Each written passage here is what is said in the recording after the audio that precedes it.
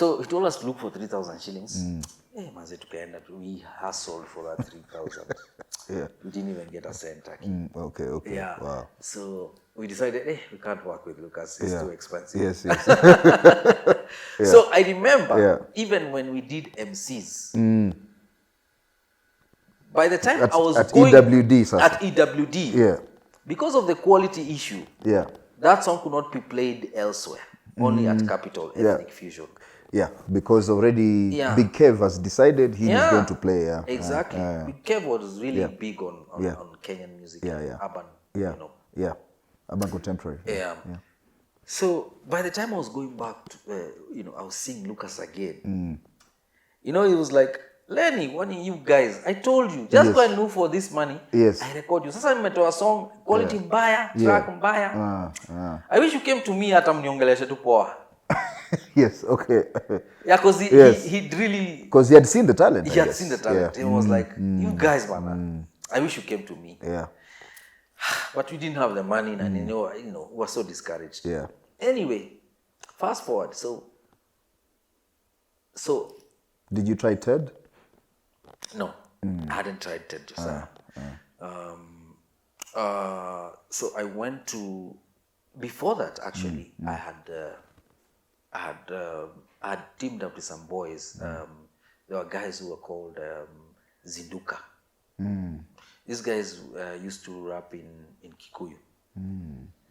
And I remember we went to Samawati. They used to live in Dandora. Yeah, so they were part of Izomakina Uko Flan. Okay. Yeah, although they were not really in Mau, Uko Flan, but they were, they were from Dandora. Yeah, including Maji. There were so many artists from Dandora. Yes, by then. Yeah, and I mean all of them knew each other. Yeah. So I'd go to them, we try this thing. Yeah. Then one day they just said, hey, we've gotten a hold of Ambi. Ambrose. Yes. Ambrose and Shaki. Yes, legendary Akwabi brothers. Yes. Very talented. Brothers. Very talented. Yeah. And in fact, Shaki used to come to Scratch Studios. Shaki was a friend to Roba. They were very good friends. And at that time, they had a group called Jawabu. Yes, Jawabu. I know Jawabu. I used to have the tape. Yeah. Usinifungie mlango.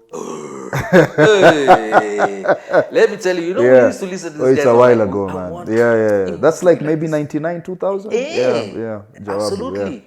Yeah. So we used to look up to these guys.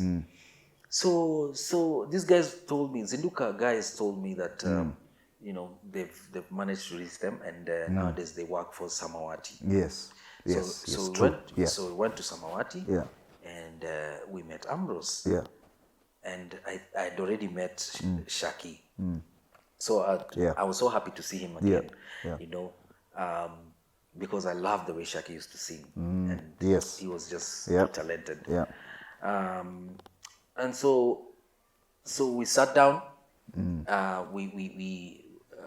There's a song they had written, and they wanted me to feature into their song. So we recorded a song called Nowhere To. Nowhere To means it's just you in Kikuyu. Okay. Yeah. Yes. Okay. Yeah. So it was a Kikuyu song.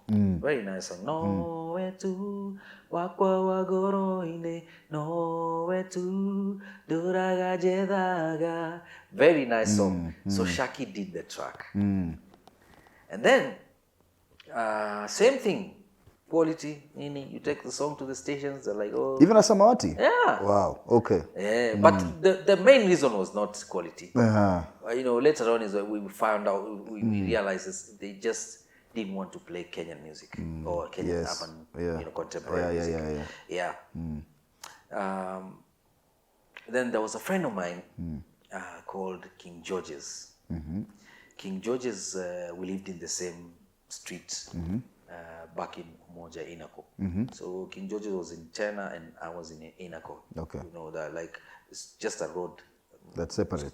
That's separate. It's called Moi Drive, which separated where we lived. So we were very good friends with King George's. And King George's, was also very good. He used to do raga kind of thingy. Okay. Yeah. So even him is like, hey, Nyaje, since you've met Kina Ambi and Shakesi, we just go and see them and see what they can do for us. Yeah. So one day we went to Samawati again. Yeah.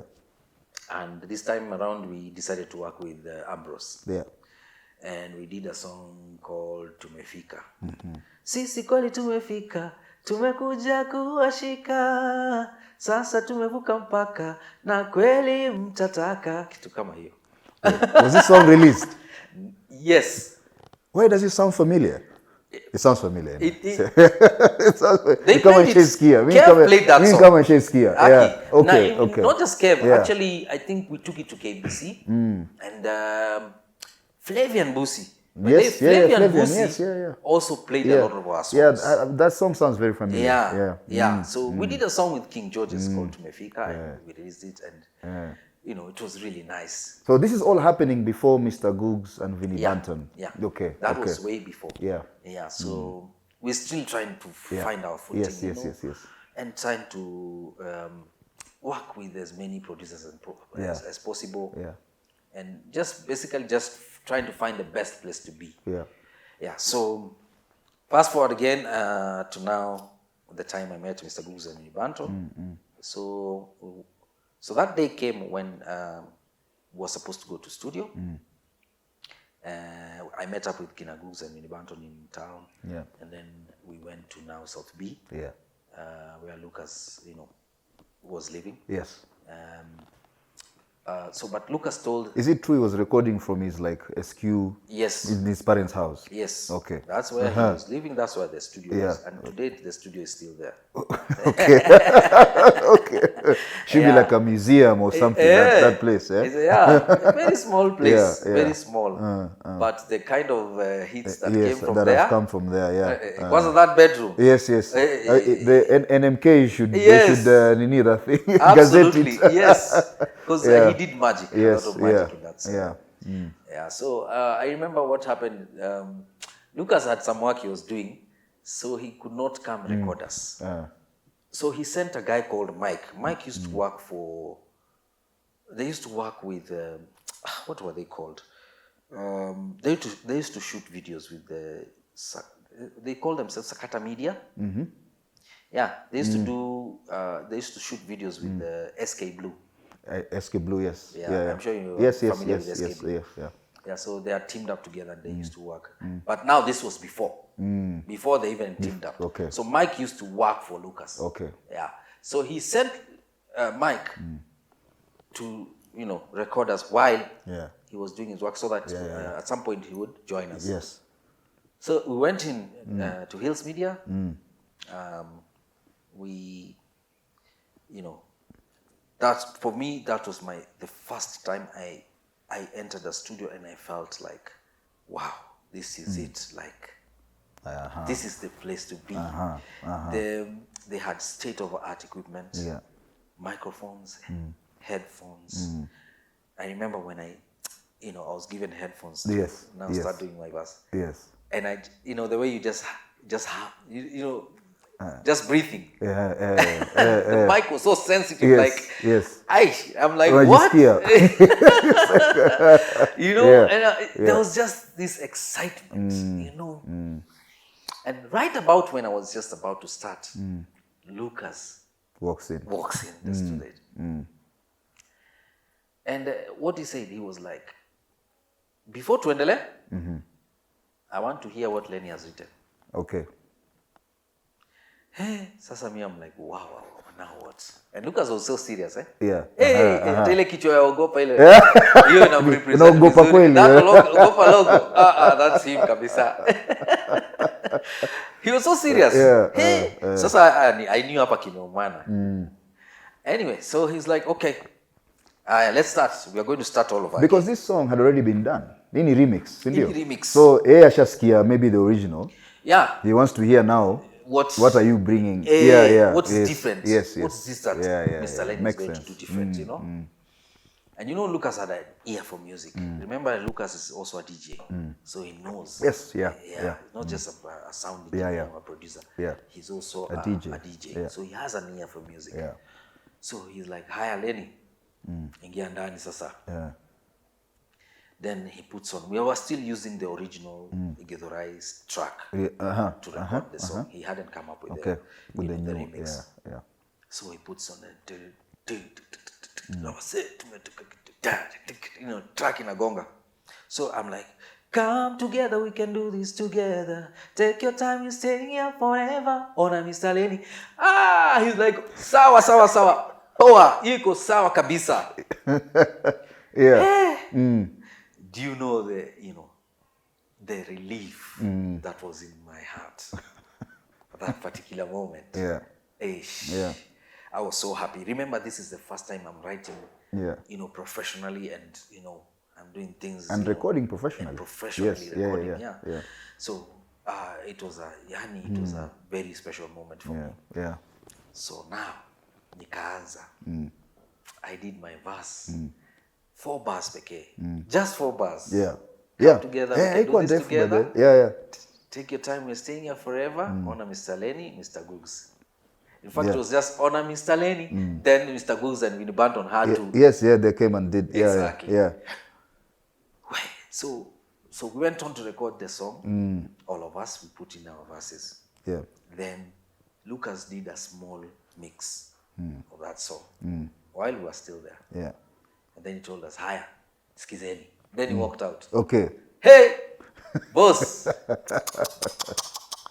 Wow. Remember, I've done should we say, let me see your hands up, baby, in a remix hour. And then I put when we all these mics too, na. And then he put them together. Yeah, he did the mix. He played them. Whoa! You guys. Let me tell you, by the time we were coming out of that studio, we knew this song was going to be a hit. We knew. We knew. Even without the beat, the new beat. Yes. And we didn't even know how the new beat was going to sound. Yes, yeah. But we already knew that was going to be a hit. Lucas went on, he took the vocals. Akaenda kwa bedroom yake kama kawaida. Yes. He did his magic. Yeah. And then he called us. Another day he called us to studio now. Yeah. Hey, boss. Yani, now when you are listening to the song with the new track. Yeah. And then the way he mixed it and blended the voices, the harmonies. It sounded out of this world.